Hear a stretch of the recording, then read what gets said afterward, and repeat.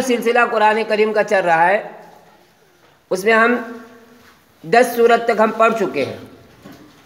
کہاں تک پڑھ چکے؟ اب ہم چلیں گے 11ویں سورت کا نام۔ کون سی سورت کا نام؟ تو 11ویں سورت جس کو بتائے تھے وہ اپنا نام بتائے۔ اس سورت کا نام کیا ہے بولو علیزہ؟ سورت کا نام ہے سورہ ہود۔ کیا بولیں گے؟ سورہ ہود۔ اس میں آیات کتنی ہے؟ 123 آیات ہے۔ کتنی بولو؟ سن رہے ہو تم؟ سن رہے ہو؟ نہیں نا؟ تم سن رہے ہو محبہ؟ اس میں 123 آیات ہے اور 10 رکوع ہے۔ کتنے رکوع ہے بولو؟ اور یہ مکہ مکرمہ میں نازل ہوئی۔ 11ویں سورت کس کی ہے؟ وہ اپنی سورت کا نام بتائے۔ سورہ یوسف۔ ہاں 12ویں سورت سورہ یوسف ہے۔ 11ویں بتائے نا سورہ ہود۔ 12ویں سورت سورہ یوسف ہے۔ اس سورت میں کتنی آیات ہے؟ 111۔ تھوڑا زور سے بتائیں گے۔ کیا بتائیں گے؟ 111 آیات ہے اور رکوع کتنا ہے بولو؟ اور کہاں نازل ہوئی؟ مدینہ منورہ میں نازل ہوئی۔ اس کے بعد جو ہے 13ویں سورت کس کی ہے؟ بولو نام بولو جلدی سے۔ 13ویں سورت کا نام ہے سورہ رعد۔ کیا نام ہے؟ سورہ رعد۔ سورہ رعد۔ اس میں کتنی آیات ہے؟ صرف 43 آیت ہے۔ 143 نہیں بلکہ 43 آیت ہے۔ دیکھو 100 لکھا ہے کہ خالی 43 لکھا ہے؟ 43 آیات ہے اور 6 رکوع ہے۔ اور کہاں نازل ہوئی بولو؟ مدینہ منورہ میں نازل ہوئی۔ اس کے بعد جو ہے 14ویں سورت کس کی ہے؟ سورہ ابراہیم۔ برابر؟ اس میں کتنے آیات ہیں؟ 52 آیات ہیں۔ کتنے؟ 52۔ اور رکوع کتنے ہیں؟ 7 رکوع ہے۔ اور کہاں نازل ہوئی ہے؟ مکہ مکرمہ میں نازل ہوئی۔ سورہ ہجر کس کی ہے؟ سب پورا تمہاری بتاؤ۔ اس کا نام تم نے ہجر بتائے۔ اس میں کتنی آیات ہے؟ 99 یعنی 99۔ اردو میں کیا کہیں گے؟ 99۔ اور اس میں رکوع کتنے ہیں؟ اور کہاں نازل ہوئی؟ مکہ مکرمہ میں۔ چلو پارے والے بتائے اپنا نام۔ 11واں پارہ کس کا تھا؟ عبداللہ تمہارا 11واں پارہ ہے۔ 11ویں پارے کا نام ہے یعتذرون الیکم۔ اوپر لکھا ہوا یعتذرون۔ 11واں نکالے ہو تم نے؟ 12واں پارہ کس کا ہے؟ بولو تمہارا اپنا نام بولو۔ 12ویں پارے کا نام وما من دابۃ۔ کیا لکھا ہوا ہے؟ وما من۔ 13واں کس کا ہے؟ بتاؤ 13ویں پارے کا نام وما ابرئ۔ کیا لکھا ہوا ہے؟ وما ابرئ۔ 14واں کس کا ہے؟ بولو 14ویں پارے کا نام ہے ربما یود الذین۔ ربما لکھا ہوا ہے۔ اور 15ویں پارے کا نام کیا ہے بولو؟ سبحان الذی۔ دیکھیے 15ویں پارے کا نام سبحان الذی ہے اور ہمارے یہاں پر کون سی شروع ہوئی تھی؟ اس سورت کا نام بھی آگے 15ویں سورت میں جو ہے سبحان سورت کا نمبر کتنا ہے دیکھو؟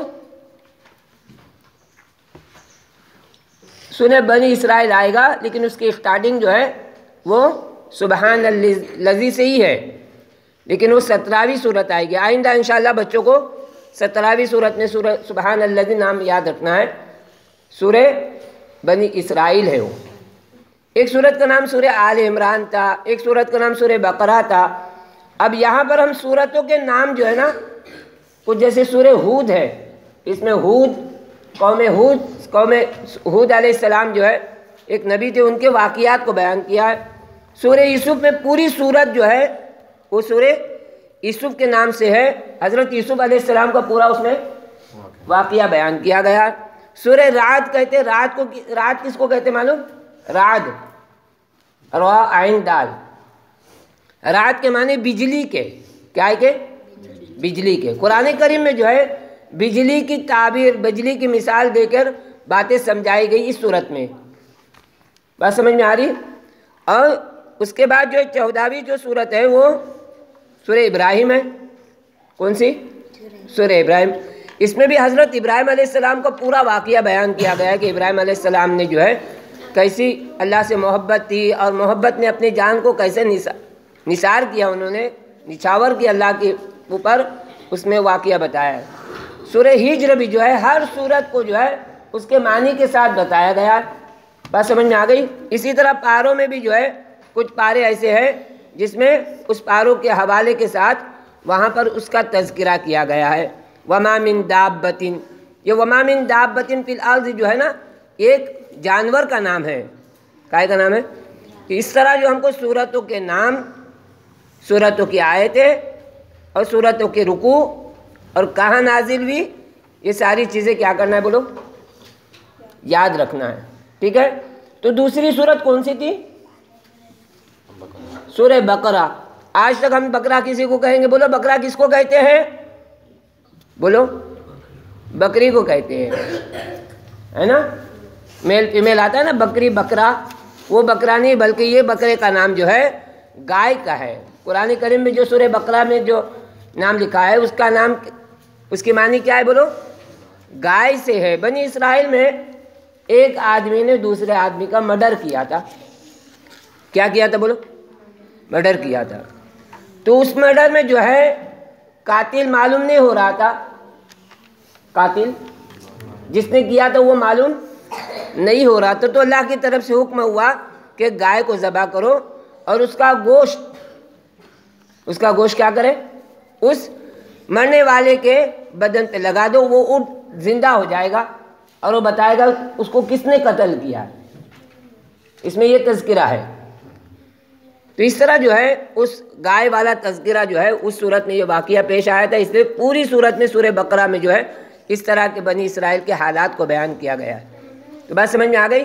تو یہ ہم کو چیزیں جو ہے یاد رکھنا ہے. کریں گے سب یاد رکھیں گے کہ سرسری سن کے اڑا دیں گے؟ قرآن کریم کو جو جتنی دل لگی سے پڑھے گا. کل میں ایک میسج پڑھا تھا، 4 سال کا بچہ قرآن کریم حافظ بن گیا. کتنے سال کا؟ ایک بچے نے کچھ مہینوں میں قرآن کریم حفظ کیا. کچھ مہینوں میں، سال میں نہیں، کچھ ہی مہینے میں اس کا قرآن کریم اس نے پورا حفظ یاد کیا. تو قرآن کریم بہت آسان کتاب ہے، بہت آسان لینگویج ہے. کون سے لینگویج میں قرآن کریم؟ بولو. ارے اردو میں لکھی ہوئی ہے یا انگریزی میں؟ عربک میں لکھی ہوئی ہے. کون سے لینگویج میں؟ عربک میں. اور عربی سب سے آسان لینگویج ہے. ہمارے ہندوستان سے جو سعودی عرب میں جو کام کرنے کے لیے جاتے ہیں تو اتنی بہترین عربی بات کرتے کہ وہ شک بھی نہیں ہوتا کہ یہ ہندوستانی ہے. اتنے اچھے انداز میں وہ بات کرتے وہاں پر عربک میں. تو عربی زبان کیا ہے بولو؟ بہت آسان زبان ہے. اور قرآن کریم کے بارے میں اللہ تعالیٰ نے کئی مرتبہ کہا وَلَقَدْ يَسَّرْنَا الْقُرْآنَ لِلذِّكْرِ فَهَلْ مِن مُدَّكِرٍ. ہم نے قرآن کریم کو بہت آسان اتارا ہے. کیا کہا کہ سر؟ بہت آسان. لیکن کیا کہا اس نے آگے؟ ہے کوئی اس کو پڑھنے والا؟ ہے کوئی اس کو یاد کرنے والا؟ ہے کوئی اس کو سمجھنے والا؟ جو سمجھنے کی کوشش کرے گا اللہ تعالیٰ اس کو آسانی کے ساتھ سمجھائیں گے. جو یاد کرنے کی کوشش کرے گا اللہ تعالیٰ اس کو آسانی سے یاد کروائیں گے. تو ہم کیا کریں گے؟ قرآن کریم کو دل لگی سے پڑھیں گے اور شوق اور رغبت کے ساتھ پڑھیں گے تو وہ ہماری قرآن شریف کیا ہوگا؟ یاد ہوگا آسانی کے ساتھ.